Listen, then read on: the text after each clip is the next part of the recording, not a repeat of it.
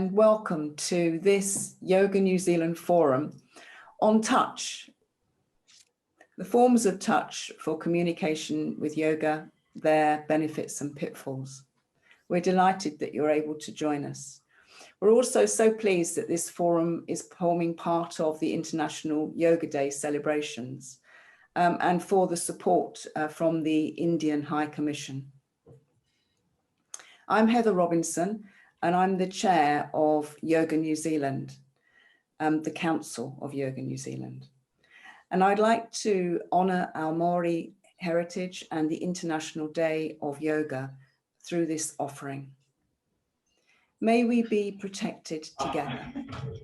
May we be nourished together. May we work together and our study be enlightened. May there be easy connection between us.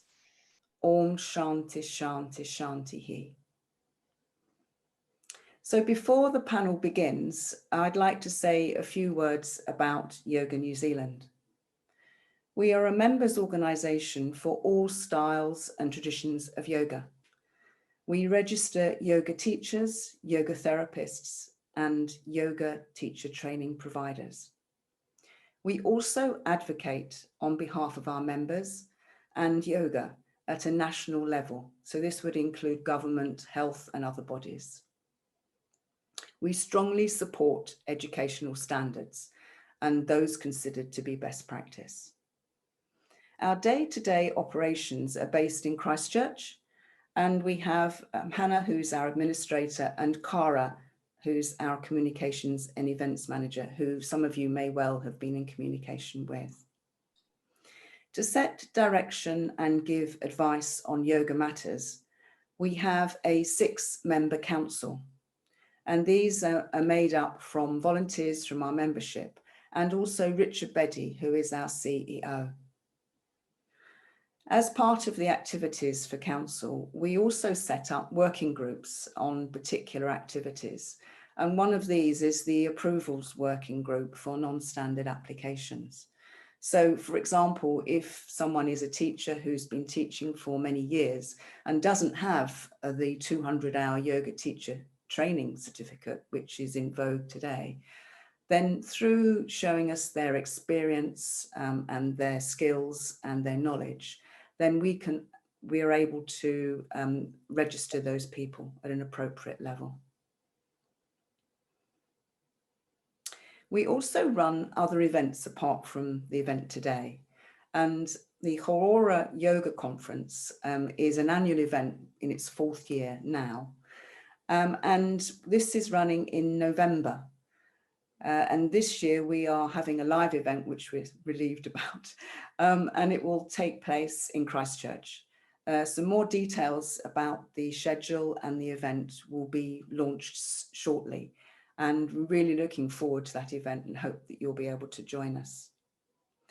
We also recently launched in our newsletter 3 Sangha meetings in August, October and December. And these are for our members, and they're for professional development and a platform for discussion, and the meetings are to be on Zoom. So we really hope that you'll be able to join us for our range of events. And in fact, to become a member if you're not already. We really welcome members joining. So I'd like to now hand over to Dr. Felicity Malloy, who is also one of our council members. And she will be running the panel today. And she's going to start with an overview, an introduction, and some introductory remarks, which will be helpful, before then passing through to the panelists to begin the discussion. So I'll hand over now to Felicity. Thank you so much, Felicity. Ngā mihi. Kia ora. Thank you, Heather. I'm Felicity Malloy, and among other things, a yoga teacher in Auckland, as are all of us, I imagine, present today. I'm currently working on a diverse movement wellbeing project called Body Still. The forum will be in this format. We'll have a provocation, and then panel presentations, and then we'll take a summary. You might have questions and answers, and if you do so, there'll be a note to say, send your questions to Kara at Yoga New Zealand. The email will be provided for you in the question and answer space. So feel free to put questions and answers in there, but we'll just summarize what we recorded today, and then we'll go on from there to continue these conversations. They are critical conversations for our profession. So we will hear from the following experienced yoga practitioners around New Zealand. Ali Tilley is the director of Sadhana Yoga in Martin. Chaitanya Deva is the founder of Kindred Yoga in Nelson. Dr. Jane Hardcastle is director and yoga therapist for Movewell, Christchurch. Neil Goshal, director and the core faculty at Contemporary Yoga Teacher Training, Auckland. And Vincent Belletta, who's the founder of Hansa Yoga in Dunedin. These people all share your inquiry and experiences of touch in the yoga studio. They too will be exploring the issues of touch today, the benefits, the challenges, and the pitfalls. Then let's hear from you, as I suggested, through the Q&A, which will gather and collate our responses for you. We are recording this forum so we can continue the conversations. If the session at any time gives rise to discomfort in the moment or from previous experience or issues that you have maybe not resolved, please get in touch or take the moment to have a debrief with a colleague or a professional healthcare person. Some of the perspectives that might draw your attention today, and feel free to make notes about this as we go along, they might inform your questions. The cautions and contraindications to touch in a yoga session is something that is a prevalent conversation these days. The notions of consent, which have arguably come out of the healthcare agendas, both verbal, non-verbal, on entry points to a yoga session and whether or not ongoing consent is being had throughout a session. We're looking at the idea of touch in terms of cultural consent and also caution and benefits. We're looking at the able-bodied and gender diversities that make a significant impact. We're looking at the kinds of touch, safe touch, partner work, modification, support, and so on, which are all parts of the language that play out in the yoga studio. There will be others. We know we won't be covering everything today. To provoke your thinking, I started with the idea of a statement. Yoga oftentimes claims its method is a way of developing community. I put a little drawing of dandelion heads there, or grasses, I'm not sure what they are, give a sense that we are all different, and the way we connect and touch with each other will provoke different experience, no doubt about it. Yoga is arguably also a form of non-verbal communication in the quiet space of the yoga studio. Non-verbal communication includes how we use our face, the rhythm and the pace of the demonstrations we provide, our gesture and touch. The sense of touch is one of the first mediums of communication and the very earliest sense to develop a human embryo. I took a little bit of a stance through looking at evidence. It's just a way I go about kind of researching everything I think about. So some of the researchers have provided us with these kind of provocations as well. Touch is critical for human social development, with studies reporting that it takes 8 to 10 meaningful touches a day to maintain health. A little bit like the food pyramid. That is, touch is a primary non-verbal communication channel for conveying connection. Riggio and Riggio have decided that it's essential for physical and emotional well-being. It's a little bit more about that. While other studies report that touch signals safety and trust, there are also the studies that regard touch as triggering. On this context, basic warm touch calms cardiovascular stress. It activates the body's vagus nerve that is involved with compassionate response. A simple touch can trigger the release of oxytocin, And I would argue that that simple touch can be also your own way of self-touch, how you support your own body in the yoga studio. And despite recent claims for the significance of oxytocin, the happy molecule, there is just as good but much ignored evidence of the role of endorphins. These two neuropeptides may play different roles in processes of social bonding. On the other hand, Pathophobia may be caused by experiencing or even witnessing a traumatic event that involved being touched. We are sensitive as humans. With pathophobia, human touch can be overpowering and even painful. It works through nociception, through the same pain signaling mechanisms as pain. Critically, a person may not remember the actual event that triggered the phobia, especially if they were young at the time. So in terms of how we think of yoga as community, we also think of our teachers as sensitive and skilled in awareness. Yoga teachers informing their community are accountable to developing sensitive and skilled awareness of touch that recognizes and responds to the various benefits and the various pitfalls. From out of their personal and professional perspectives, yoga teachers and their students may align any touch with previous touch contact. And the issue here that is being dwelt on or brought up is that it may assume abuse. However, in some cases, pathophobia fear is very specific, perhaps to only one person, one gender, while in other cases, the fear relates to all people. There is a lot of work to do. Touch has been violated and put out of context of the physiology that I've just described. Due to examples of highly inappropriate touch in yoga context, teacher limitations in touch are increasingly imposed. Without raising awareness of the ethical questions and the issues of touch, the how, when, why, where, from whom it might be appropriate and who not to touch, there may be unthought through impacts on the experience and needs of yoga students. We know we won't cover all areas today. We're setting up a discussion, conversation for our community.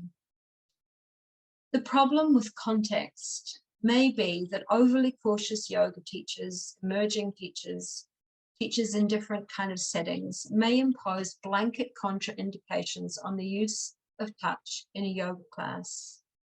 So I've been describing the area of caution and consent. Contraindications may mean that people will stop touch at all, and therefore reduce the potential for conscious and effective embodying communication and developing our community as a community of awareness. So taking a breath here, just thinking about how this plays out in your own circumstance. And let's hear from our panel. Welcome, Chai. Okay, so I was all ready to see where the last discussion was about to go, but obviously life has different ideas, especially when it comes to technology, which we've been discovering a little more fully recently. So my kind of background is I run a yoga studio and teach trainings, but also for the last 20 odd years, I've been working as a therapeutic body worker. So I've probably massaged, I think maybe 10, 15,000 people over that time and done about 20, 25,000 hours of professional touch, I guess, within that context. So definitely it's part of my life. It's a really important piece of the way that I work with people and the way that I connect. And within that, within a yoga context, I wanted to kind of break it down to a few different ways or purposes for touch in a yoga session. So for me, one of them, and I think this is a way that was often used, particularly in traditions like Iyengar and Ashtanga, was it was more for a therapeutic and a direct shift and change in people.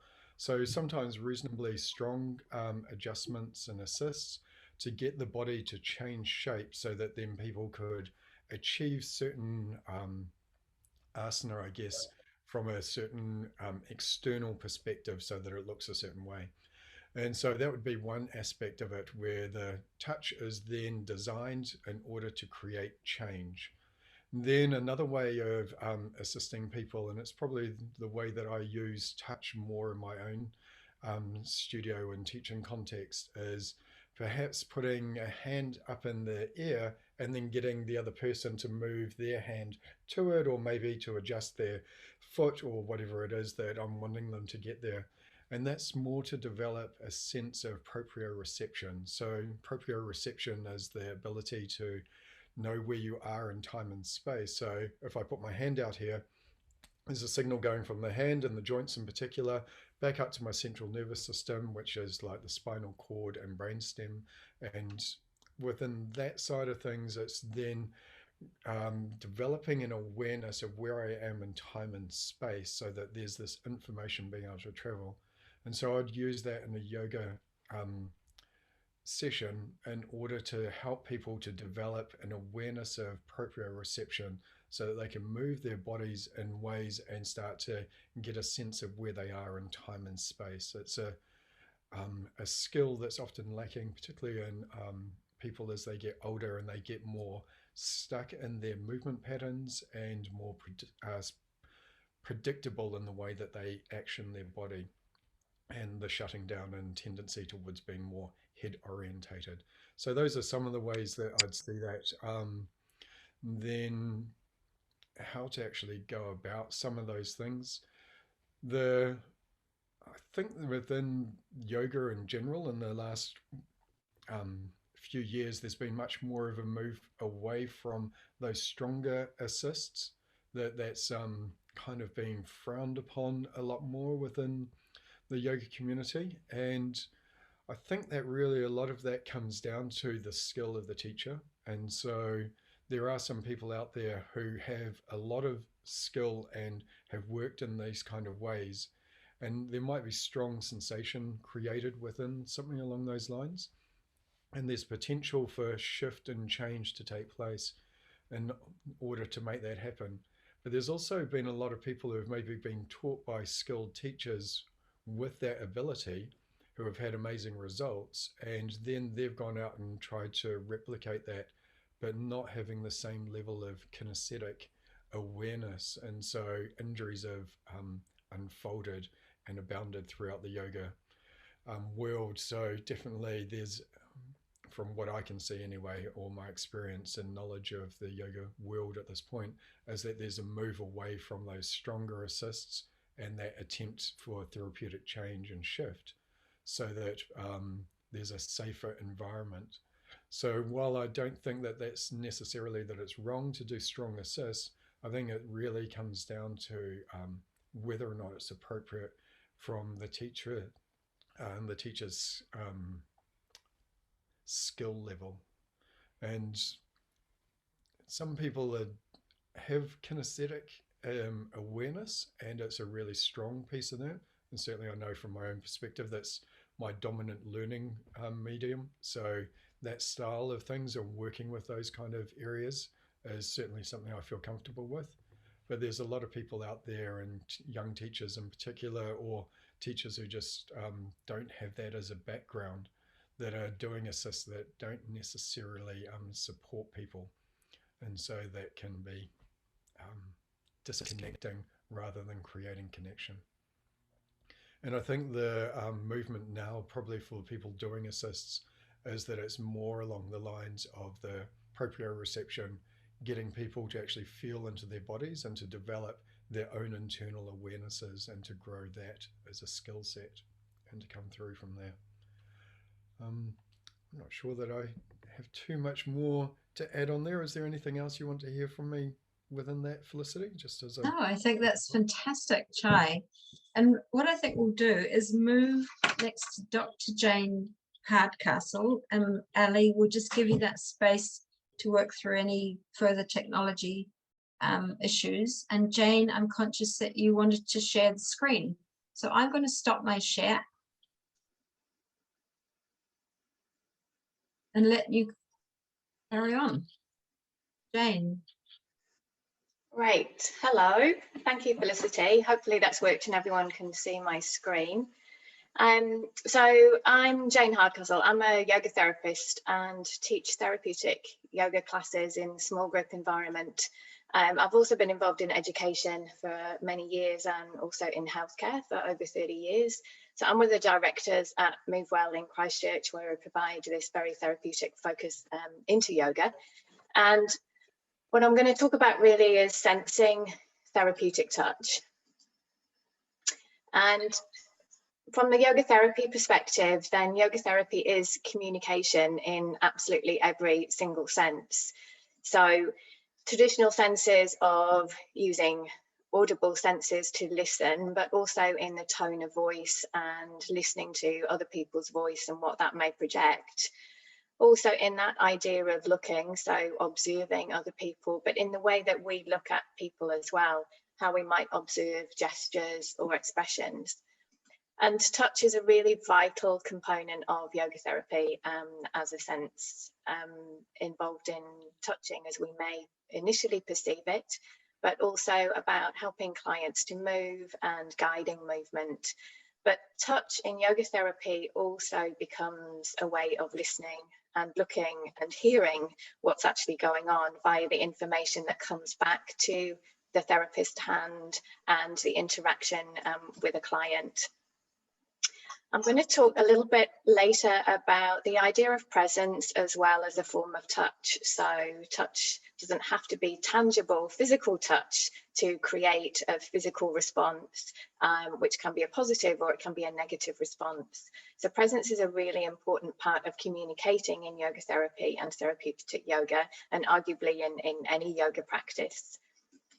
So using touch in yoga therapy is a way of receiving sensory information and in relation to an intervention that we may be using, and feeding into the information that's coming back as the therapist, observing and hearing and listening to the client and evaluating the use of touch. And in that way, it creates a synchrony between the therapist and the client, which creates this environment of mutuality, gaining some mutual experience of a deeper experience of the body or a different approach to touch or how we might view pain.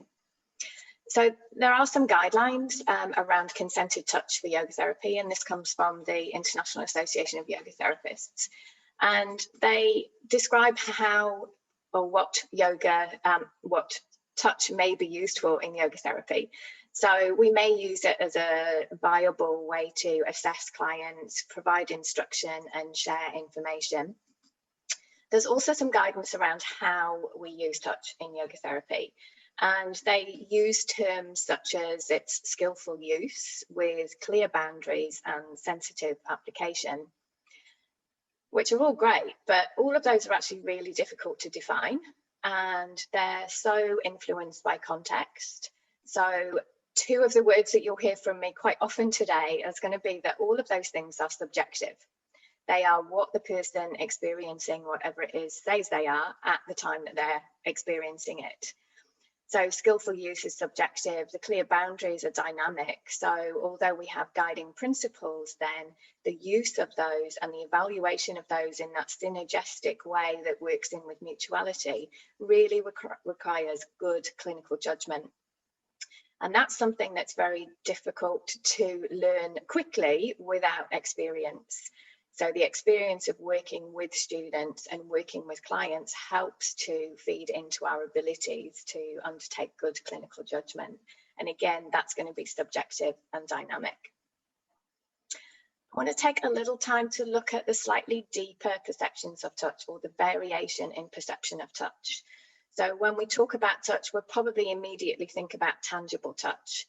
And this is really in our intellectual minds. So we can be aware that somebody is touching, we know that somebody is touching, and that's in that manner and in more of a gross interpretation of touch. And that doesn't have to be strong touch to be a physical touch and in that intellectual realm. So Jnanendriya refers to the organs of perception, so eyes, ears, mouth, and fingers for touch. And that's around receiving sensory information or creating some kind of physical sensation. But equally important and equally as influential is intangible touch. And this is creating a non-physical experience. But I'd argue that it can create a physical experience, but not as a result of physical touch. And this is more about presence. So being present in a room, in the studio, in a one-to-one session with somebody can be as powerful as physical touch in both positive and negative ways.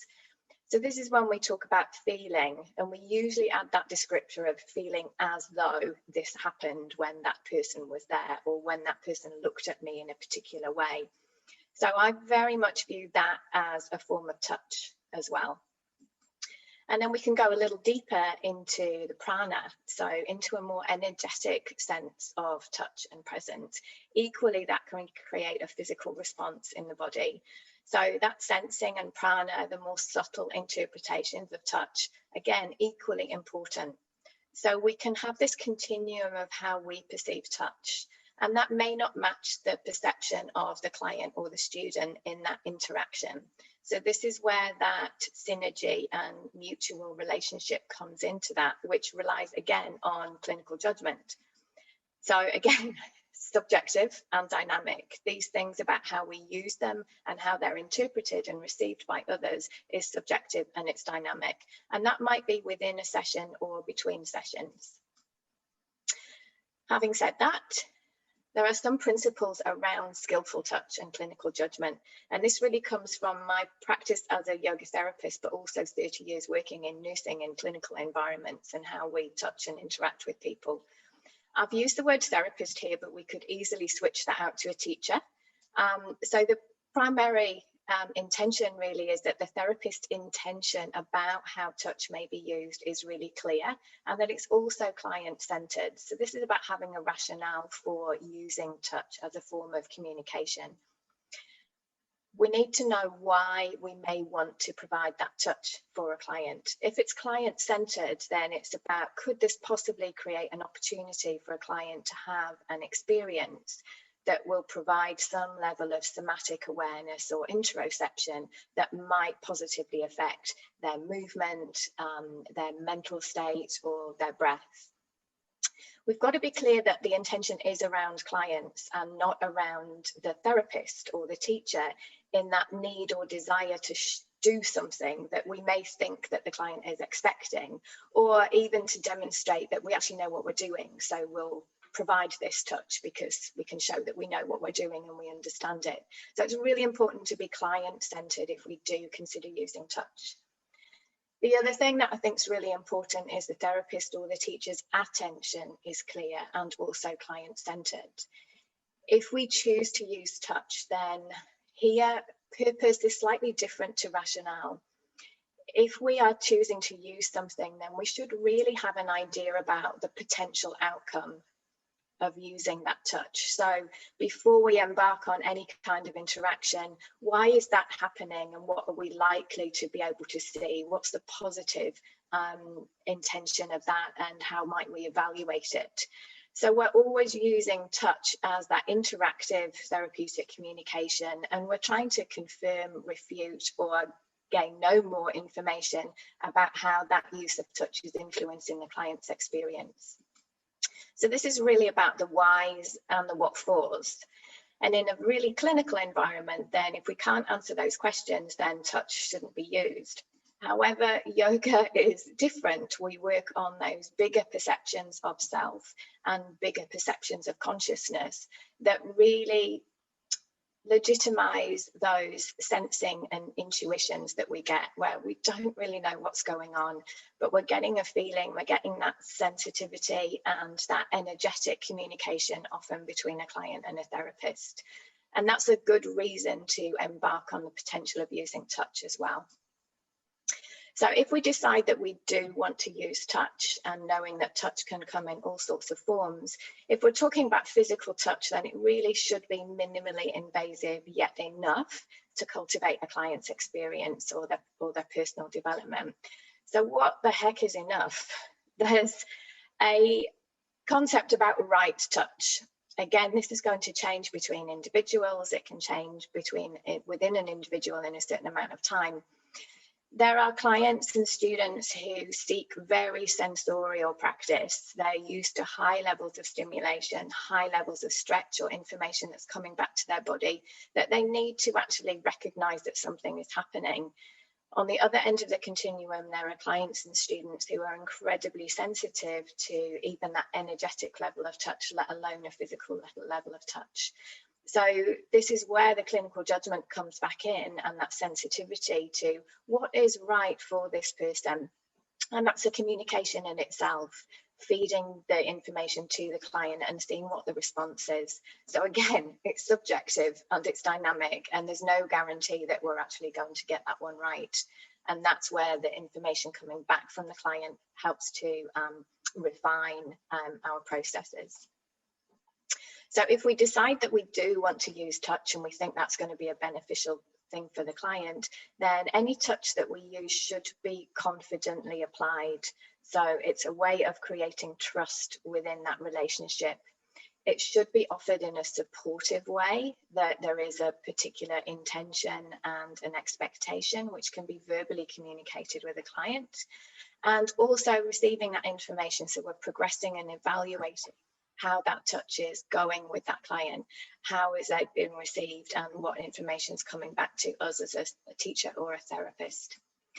So again, that's going to be subjective and it's going to be dynamic. But if we use these principles to guide our use of touch on all of its levels, then we can endeavour to create that mutuality in a way that's also fostering independence for a client or a student to use their own proprioception and interoception to continue to guide their movement or their practice or their awareness. So for me as a yoga therapist, then using the hands for touch and the sensory information that comes back from the hands is so much more than physical touch. It's a way of feeling, listening, seeing and sensing and communicating with clients and with students to influence their experience and their awareness of themselves. And that's my thoughts on touch as communication. Great, thank you so much, Jane. That was very beautiful. I'll just invite you to stop your share, and then what we'll do is head our way back to Ali, who was experiencing a little bit of technical difficulty, but sounds like they're resolved, Ali. So away you go. If you just want to start again with that brief intro into yourself as well. Okay, thank you everybody. Thanks for your patience. My name is Ali Hale-Tilley, and I run a yoga centre here in Martin called the New Zealand Yoga Centre, but I am also the director of Sadhana Yoga, which is a yoga centre that I've run for 15 years, primarily in Wellington, and now relocated to the rural town of Martin between Palmerston North and Wanganui, and it's wonderful here. It's an amazing community. I was teaching around 10 to 12 classes a week with around 10 to 12 people per class. And living in Wellington is a difficult place because rents are high and everything's expensive. And so as a yoga teacher, you do have to go the extra mile to give your clients a high level of service in order to really engage and maintain a good client base. And I had an amazing set of relationships with people over the years, and many of them are still my friends and even my clients, which is really wonderful. But I'm going to create a critical narrative around touch within yoga, specifically from my lived experience, from my personal experience. And I'm going to use this notion that people's inner emotional state can directly affect their electromagnetic field. So again, I will just say that one more time, that the way we feel on the inside, if we're feeling stressed or upset, or we've come from a really intense environment, that could potentially affect our electromagnetic field. And so when we move into touch exchange between the teacher and the student, I personally believe there can be levels of transference that are often subconscious or unconscious. And I'm wanting to bring that up as a critical element that is open for discussion. A lot of my clients were working people who came from busy, stressful environments.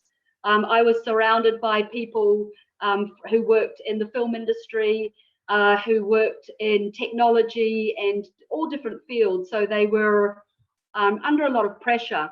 And generally in yoga or in the yamas and the niyamas, we were told to be self-aware, to come clean to class, and yet people don't. They come straight from work or straight from a busy home life, straight to yoga for stress release. And so we did wonderful things in class, asana, breathing, meditation. And at the end of class, I would do a hands-on treatment. I would say to people, who would like me to do some hands-on, whether it was rubbing oil into the head or a light touch on the head and a gentle drawing out of energy? And pretty much everybody on every class were like, me, you know. Some people I'd say, would you like me to touch you? And they would say, oh, go on then. And it was kind of like an ambivalent. And so perhaps as a teacher, I was not so discriminatory, where I'd say, you're going to get it and you're not. You're going to get it. Your energy's out today, so I'm not going to touch you, which I often didn't do. I generally said, okay, almost of the time people said they were very welcoming of touch.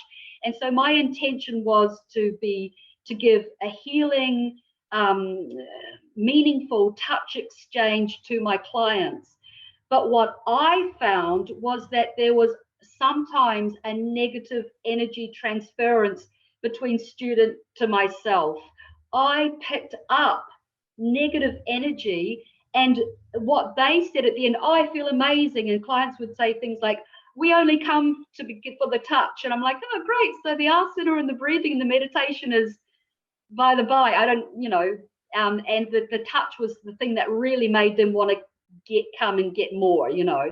So I was very sort of dubious around that level of perhaps unconscious energy exchange on their behalf.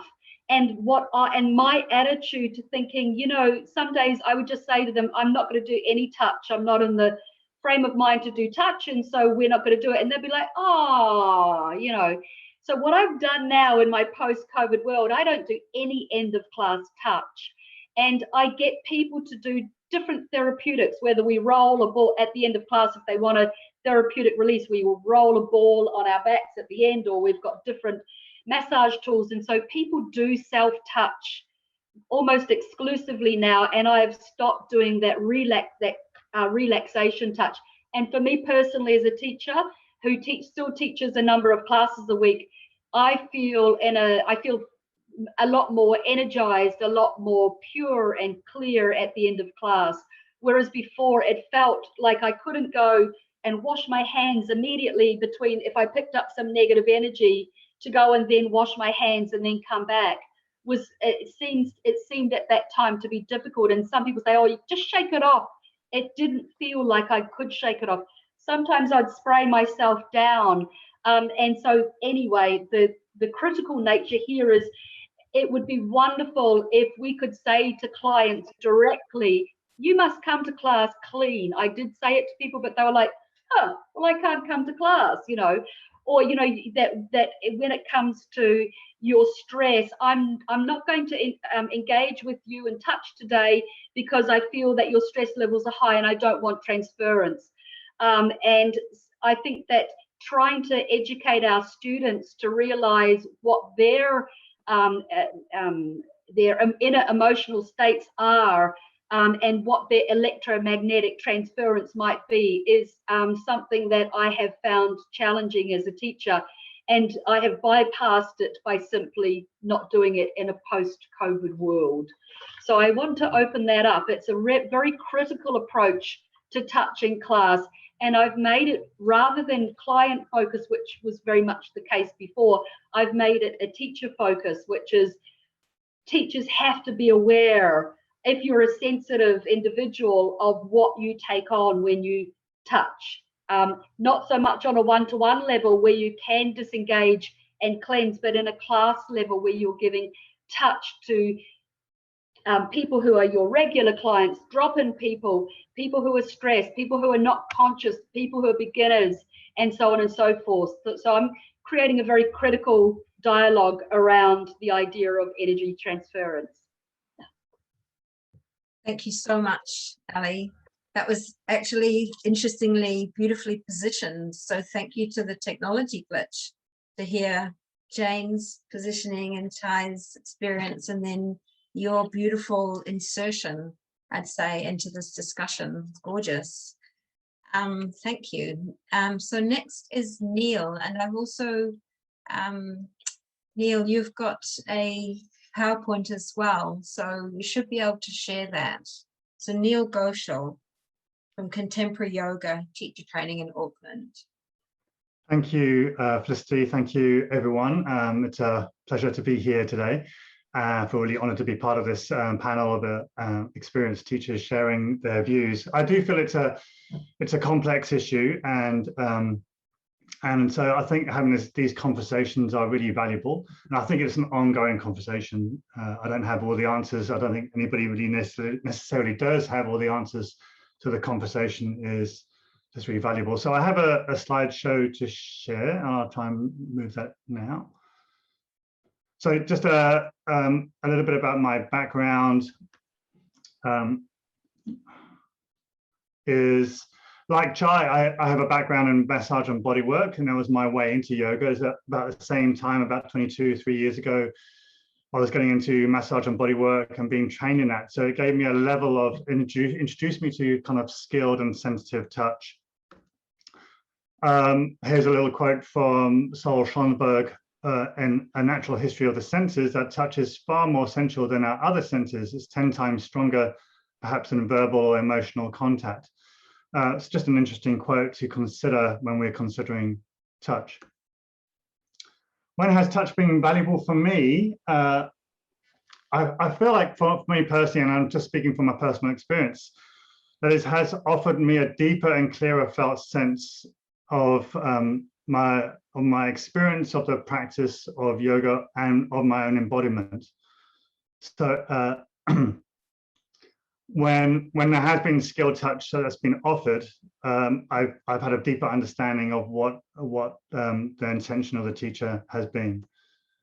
A good example of that may be recently there was a class where we were invited to place our hands on a heart and moving from our hearts and connecting to that part of ourselves, and that was quite different, is it, compared to if we hadn't been doing that part of touch.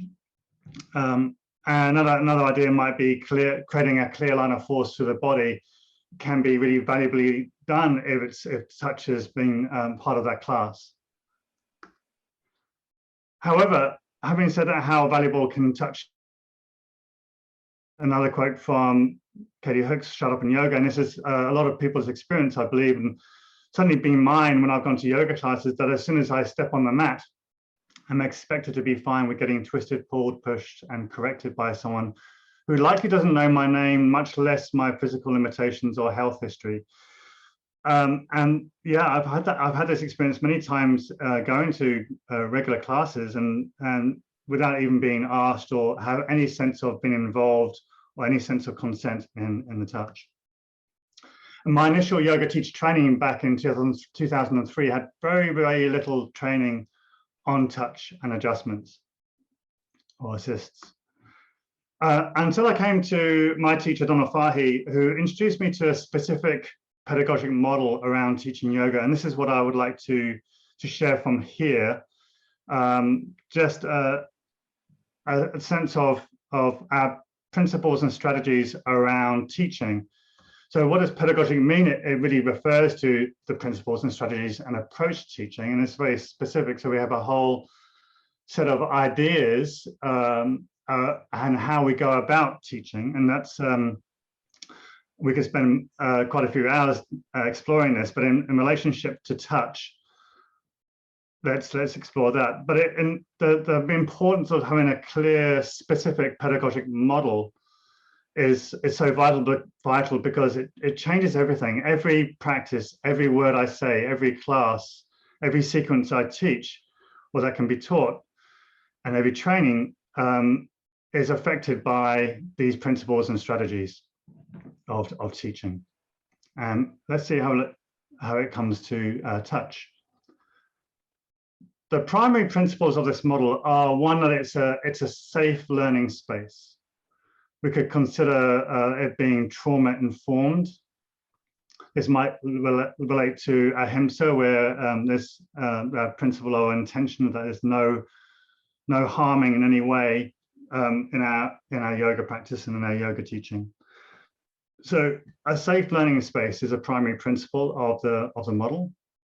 And another part of this model is that it's it's a learning environment, rather than it being more like an experience necessarily of a workout or going through a sequence of yoga postures where we might feel enjoyable, great at the end. There is that, but there's a sense of an educational and a learning space. We're learning about ourselves, learning about our patterns, learning about our body and our embodiment. How might this apply to touch? I think our reflection on this would be that there's choice.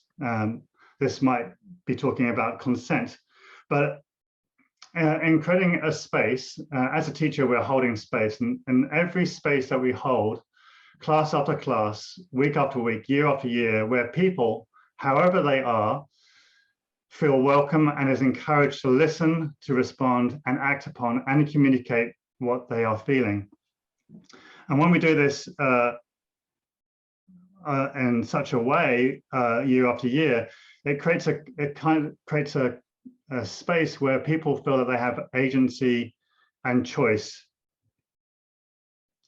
That would be a very specific awareness around being trauma informed, that there's a sense that people feel absolutely okay to say yes or to say no. So when it comes to consent, that there's an ease around a yes and a no, maybe, or some kind of interaction. On training, and with Donna Fahy too, my teacher, we've talked about having consent cards around whether people can say yes or no with a card or a token that has a yes or a no on it, or a maybe. And sometimes I've used this and sometimes I haven't, and sometimes it's been really effective that rather than people having to say yes, I feel okay about touch, or no, do people really have the ability or the agency to say in a group or individually to say no to touch? No, I think that's something to really consider in this conversation, is people's ability to say yes or no. And also, if we are asking people whether it's okay to involve them in a touch scenario, how can we make it easier to say no, and to acknowledge that when they're saying no, that is actually a yes to something else. Saying no to touch is a yes for themselves in another context. Rather like what Jane was offering, I really loved your presentation, Jane, on that there's a sense of clarity, and intention is really important. If we're offering touch, why are we offering touch? And what is our clear understanding of what we are doing? And how else might we proceed? What are the options for us to go for?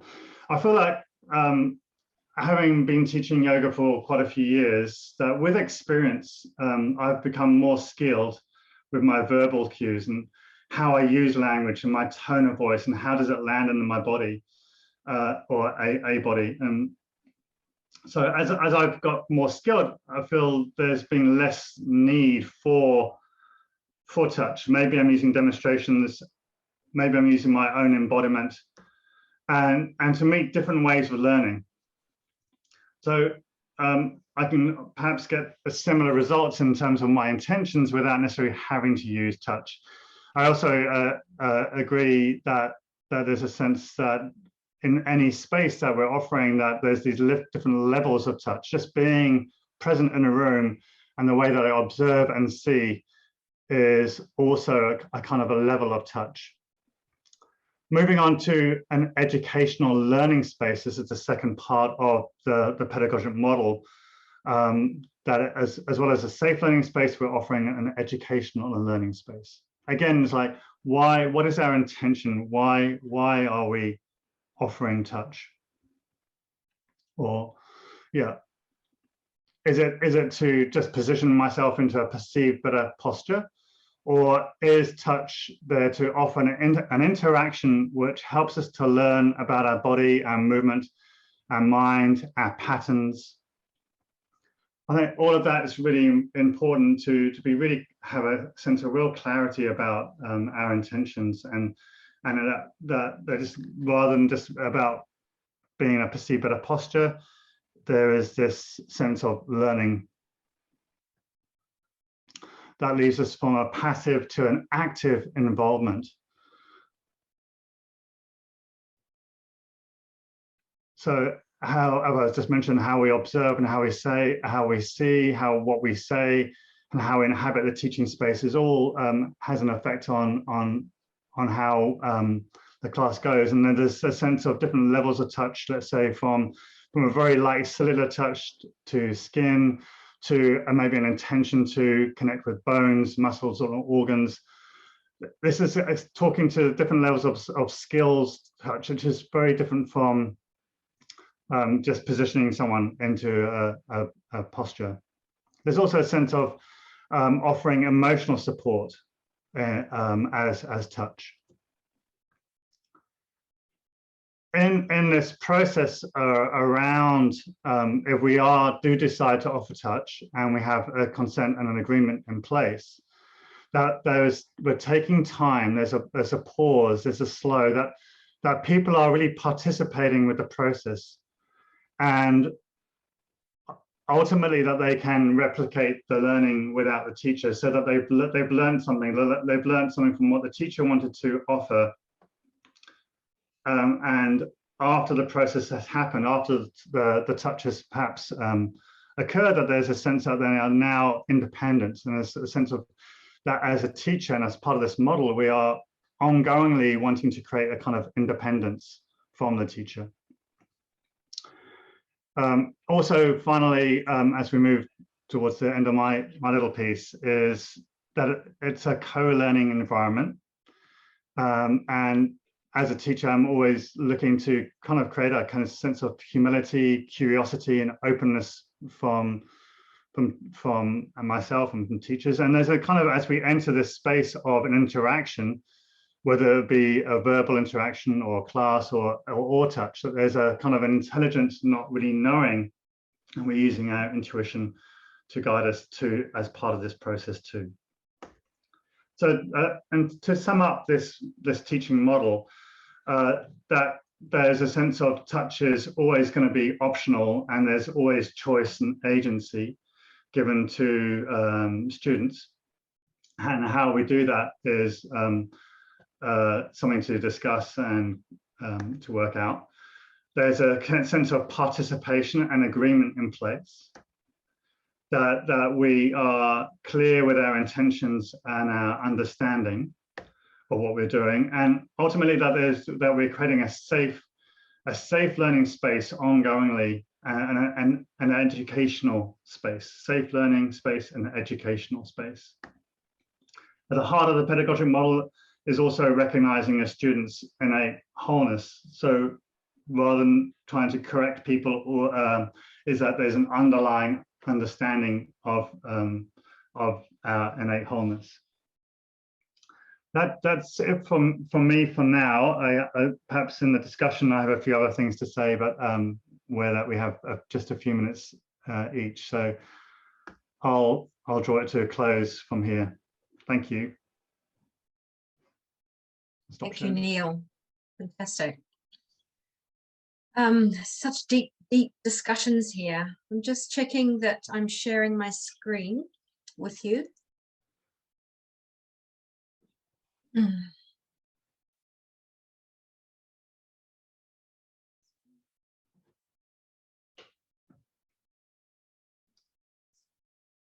Inviting Vincent Boletta to tell us about your these are so subtle, these discussions, aren't they? They're subtle and they're critical and they're important spaces for us to be thinking about touch.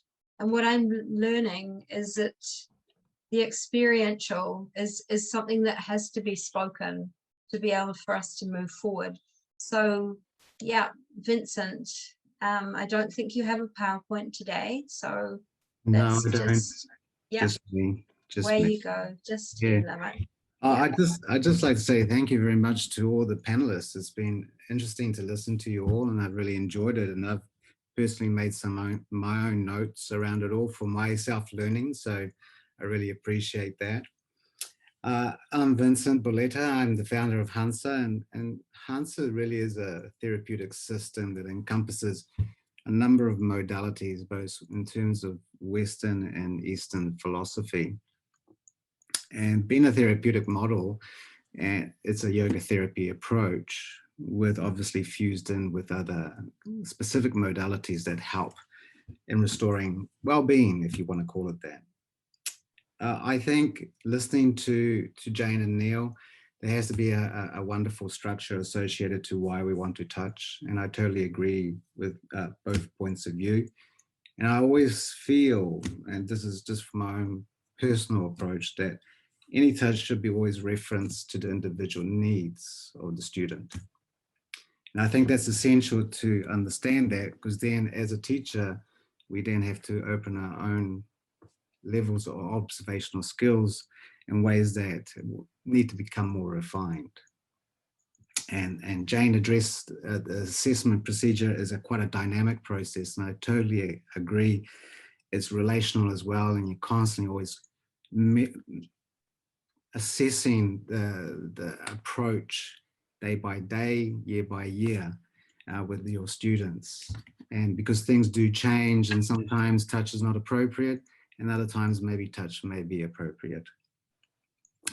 All I can really share with you today, because everybody's shared so wonderfully well, is just a number of guidelines that I think that makes touch quite effective. I think touch has to be managed well and delicately. Again, there is this communication that we want to create that is clear. Our intentions, both as a teacher and why we want to touch, has to be very much spoken about. So communication builds trust. That's the first and foremost. That brings upon a collaboration around the process, so that we're empowering the students really pretty much to be part of this development or journey. That touch can be a useful tool and may not be, depending upon the situation. The other thing that I think is really important is to take your time. There's never any hurry to implement touch. I think, again, it's based upon the interactions that you're having. And more importantly, I think it's based upon your assessment, which is, again, quite subjective. But it's also based upon developing a relationship over a period of time. Definitely touch is based upon your intention. So the clearer you are with your intention, and as clearly spoken, and knowing what the outcome may come or what may be, is really important on your part, because then it guides your hand, it guides your focus, and it guides your energy. And one of the important things that I find, when you're clear with your intention, you're pretty stable energetically as well. There's a certain degree of internal focus that holds you and limits any distractions. Don't assume. I think that's a really big one. Don't assume that touch is going to be improving people's kinesthetic awareness, or even develop a particular communication avenues that are going to be supportive. The other thing that I would say is that touch is a skill, and as Neil and Chai have spoken about, you know, through massage, it requires time and it's an art form. So to touch is something that as a new teacher, you want to spend some time understanding what touch is and how to develop that touch in ways that are useful to yourself as much as possibly to your students. One thing that I found that's really necessary to understand in both, not just in touch, but in language, and also what we offer as teaching tools is dosage. How much, how little. Learning how to regulate this is really important because it establishes a more appropriate relationship to the here and now. And also with touch, sometimes a single light touch is enough to create the necessary connections that you want or that you feel may be supportive. Timing is critical. And so I think I have a tendency to stand back and observe more than I actually do. And the reason why I stand back to observe is to notice patterns, rhythms, and there's sometimes certain points within that there will be a right time to maybe, if you decide to use touch, to apply it. So for me, timing is a critical factor. As I mentioned before, be steady and present. This in itself, I think, is important because it directs your touch, your attention, but also your students' attention. And for me, what we're trying to establish is a deeper cognitive and kinesthetic relationship. So most of the times when I'm touching people, I do want feedback. I want to have a conversation about what are the experiences so we can shape language, we can shape words, and we can have a discussion and conversation. So definitely touch is conversational at its best. As I mentioned, dialogue is essential. Feedback is empowering to the student. And so if you like what Neil was just mentioning before, to create the space for the student to speak their truth, feel that they can empower themselves through this process, I think is critical. The other things that I like to state is that with assessment, and you know, we talk about it from a yoga therapy perspective where there is certain protocols and they are quite dynamic, and I agree with Jane and subjective, but we do follow certain guidelines. But as a teacher in a yoga class where there's certain restraints or inhibitions, like time, volume of students, varying expectations, hidden traumas and agendas, I think we need to be quite explicit in terms of how to support teachers and set appropriate protocols to at least have a safe environment. I think that's essential. This kind of general approach, we have to now start to consider cautions, contraindications, and consent. And any informal assessing is done through an experiential process. So it does take time to become skillful in assessing and knowing when or when not to touch. And, you know, all the panelists here have been teaching yoga for a number of years. So there's a level of experience that supports them. And so as a new yoga teacher, I think taking one's time and developing one's skill to teach is essential here. Obviously, ask if you do get permission, touch the extremities. Don't go where it may be sometimes quite vague or gray. Communication all the time when you're touching is important, so that, again, we're leading the students through a process that they feel safe. I think for me, touch is I'm going to finish with this really. Touch is like fire. It can burn or it can cook you a delicious meal. So have a healthy respect for it. Yeah, because it can be very, very useful as a medium and tool to support and bring a level of understanding that people are and can be empowered and make choices that are more appropriate to their well-being, or it can be in reverse. And so I've always seen yoga as a process where, yes, it has healing qualities and properties to it potentially, but it also can create damage and create a level of dissatisfaction as well. So it's just how we do it, how we choose to do it. And this all comes down again to our ability to assess the situation as objectively as we can without our own personal agendas or placing a certain reverence to a shape, position, or a feeling. I always approach touch with the idea of creating greater functionality, both physically, emotionally, and psychologically.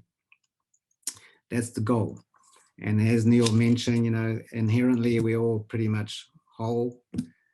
So it's just trying to optimize what that is, and whatever hindrances that are there that are not enabling us to see it, then I think sometimes touch can be a really good tool to help us with that. So I think that's me for now. So I hope that was useful, my little 2 cents to the conversation. Thank you very much, everybody. Thank you so much, Vincent. And thank you, Ali, Chai, Jane, Neil, and again, Vincent. What an incredible group of passionate and thoughtful people we've just been listening to. So I have tried to summarize, and I started out with these 2, 4, 5 terms, but actually in terms of summary, I think consent still remains pretty much at the top. And then I wanted to summarize around context, which I think does look at care and diversity. And then I was listening to what people were saying about perception, and then the skills of the teacher, and then the notion of exchange. So running through what I've done as I've been making my notes is trying to think, where have these words landed, and how can I share then the complexity, the dynamics, and the embodied nature of touch in yoga. So I'm going to run through some of the things that we've heard today. The idea of exchange and mutuality, the critical nature of intention, where bodies are in receipt of information, and that is ongoing. Why do we touch, and what do we expect or hope for? What do our students hope for? We also have to think about possibly a further provocation, which might be the shared identity that we shape for ourselves as co-teachers in our nation, Aotearoa, in the yoga context. We may look at the model of touch through ahimsa. We create safe learning environments, educational spaces, where our students have agency and ongoing and individual informed consent, where they can be responsive and also understand the nature of embodied practice. In terms of context, I was thinking about, I think Jane brought it up, but it's been followed through several times, the idea of the rationale for touch, the diversity of the people that we work with, the nature of touch itself, what can be, as Jane described, tangible, intangible, or pranic. What Vincent described as pace, time, space, and the placement of touch on other bodies and even on our own. And what Shai described as the simplicity of hand on hand or hand on feet. The idea of what it is we are assisting, the body adapting and coming into practice, and what has been designed for support of those people. It may, as Ali brought up, things may have changed with distancing priorities brought on by the pandemic, but arguably all it has really done is given us an opportunity, a deep opportunity to evaluate the context of touch in our yoga frameworks. The idea of how much or how little to do, and this will probably bring me up to our third area fourth area of teacher skills. We're also looking at the inner emotional and physiological states that can directly affect biofields of energy. Ali brought that one up. And then I want to drop down a little bit to perception. I want to think about, and it's not drop down lower, it's drop deeper into the sensing, feeling space that yoga is. Where we are as teachers in our own timing and space, our coordinates that we create when we enter the studio. And just as Ali described how students may enter the studio, if you're in Auckland, it's usually through a traffic jam, and how the teacher and the students may feel at the time. What kind of transitional activities have we got at our back so that we can safely support both ourselves in touch and also our students? The notions of kinesthetic, body awareness, sensitivity, subjective, sensorial, and physiological. The idea of listening, of feeling, of biofeedback. The idea of what it is, the lexicon we have for touch, demonstrations that we use, the verbal tones, where they land, and so on. I did not say these things, by the way, people, you've just been listening to them. I'm just bringing them around.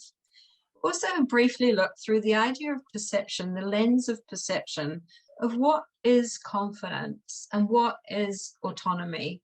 One of the words that came up was independence. How do we support people through their own inhibitions to be conversational, to be able to be empowered to feedback to whether or not they feel touch is relevant and available for them?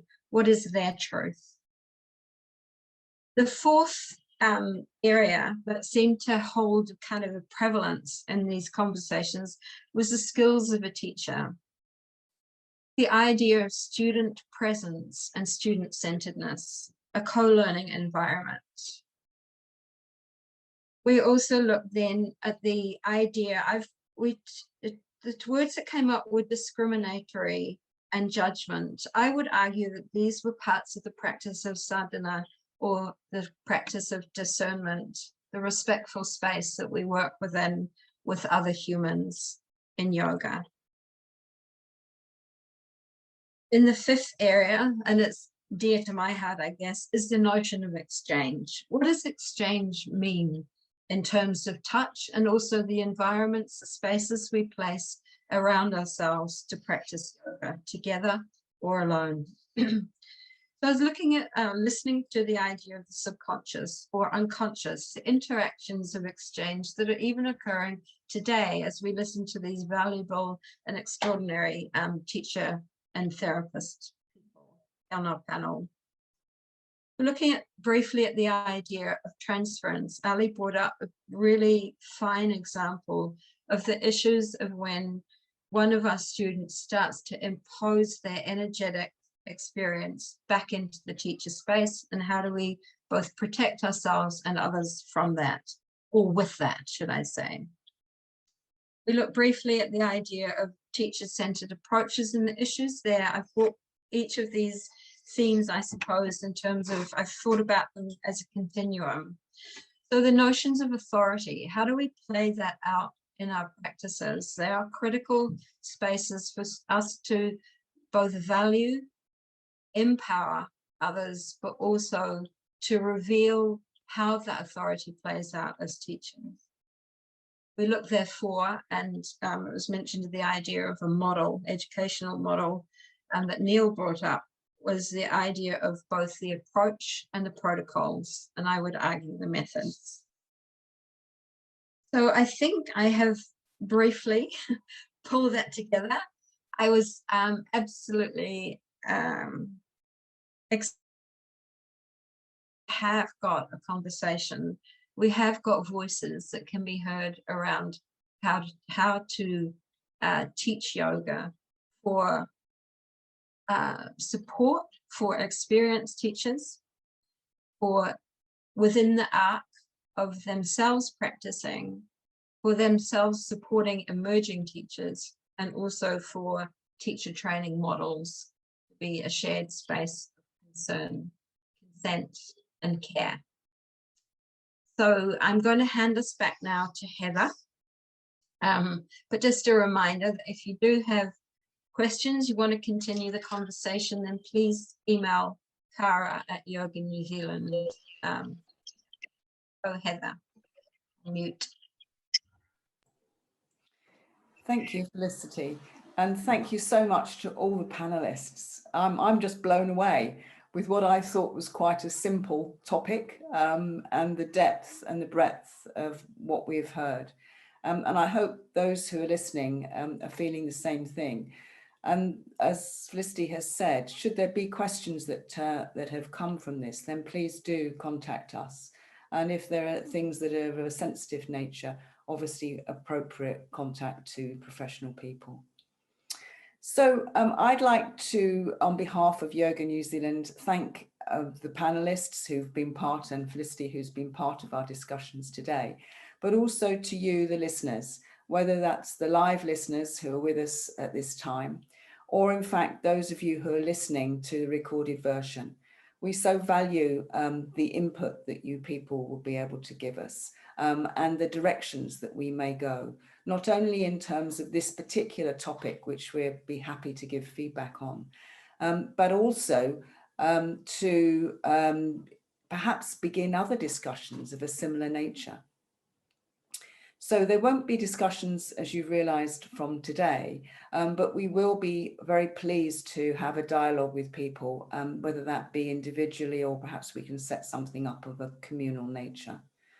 And it's just such a pleasure to have been part of this discussion. And I'd like to bring us then back to our focus in terms of yoga at an international level, and how thought-provoking this has been, and how all-pervading the work that we do is, not only in a New Zealand context, but that worldwide, and how that brings us back to our source of yoga, and the source from an Indian perspective, and the thankfulness we have for the support we've had from the Indian High Commission. So with that in mind, I think I'd like to leave this meeting now, and for us to reconvene again on future discussions. So to remind you once again of the events that we have already in our path for this year, the Sanghas we have for members, the ability for you to join, who if you aren't already as a member, please do that, and the amazing Aurora Yoga Conference that will be held in November of this year. So thank you so much for listening. Thank you for your input. And on that note, I'd like to close. Ngā mihi.